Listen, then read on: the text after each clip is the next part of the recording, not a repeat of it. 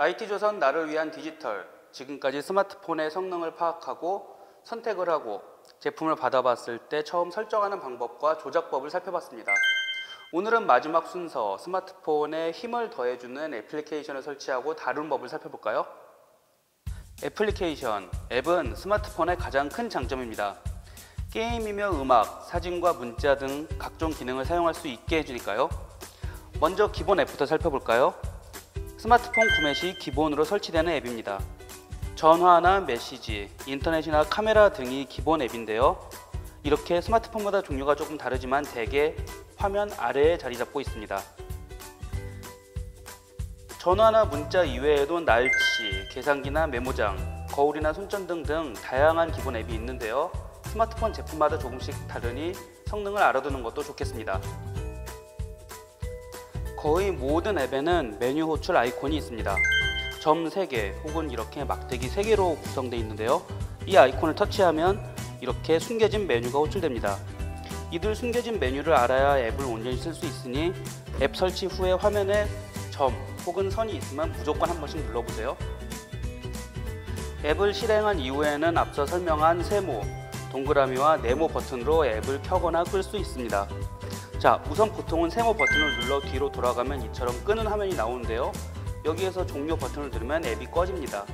혹은 앱을 켠 상태에서 네모 버튼을 누른 후 이렇게 스와이프 해주면 해당 앱이 제거됩니다. 물론 이 밑에 휴지통 혹은 모두 지우기 버튼을 누르면 한 번에 지울 수 있고요. 앱을 실행할 때 동그라미 버튼을 누르면 홈 화면으로 갑니다만 이 앱은 사실 보기만 꺼진 거지 실제로는 이렇게 실행 중입니다. 계속 실행이 되면서 인터넷 데이터와 배터리를 잡아먹으니 꼭 지우기 버튼을 눌러서 앱을 완전히 꺼주시는 것이 좋겠습니다. 구글 플레이 스토어를 사용하면 훨씬 더 많은 앱을 설치할 수 있습니다. 그야말로 없는 것이 없는 앱 편의점이라고 생각하시면 됩니다. 플레이 스토어 사용법은 정말 단순합니다. 원하는 애플리케이션을 눌러 설치해 사용하거나 윗면에 마련된 검색창을 통해 원하는 앱을 검색한 후 설치해 사용하면 됩니다. 이 앱을 누르면 앱 설명이 나오는데요. 밑에 보면 다운로드 수, 자세히 알아보기, 사용자 의견 등이 나옵니다. 이들 정보를 꼼꼼히 살펴본 후 앱을 설치한다면 훨씬 더 똑똑하게 설치할 수 있겠죠?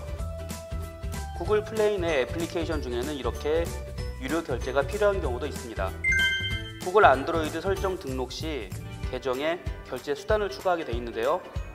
카드를 등록해두면 그 카드 신용카드 정보로 앱을 구매하는 방식입니다.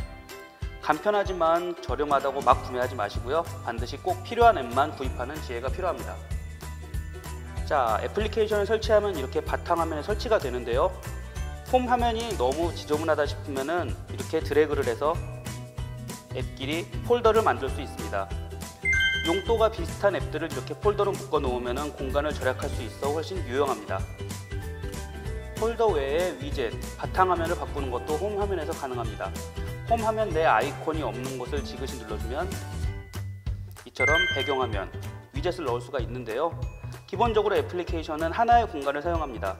위젯은 경우에 따라 하나의 공간 혹은 이처럼 여러 공간을 사용할 수 있으니 홈 화면 너비를 넉넉하게 확보한 이후에 위젯을 설치하는 것이 중요합니다.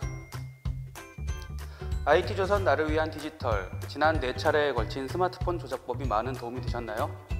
스마트폰에 관한 소식은 오늘로 마무리를 짓고 다음 이 시간에는 또 다른 주제, 더 알찬 내용으로 찾아뵐 수 있도록 하겠습니다.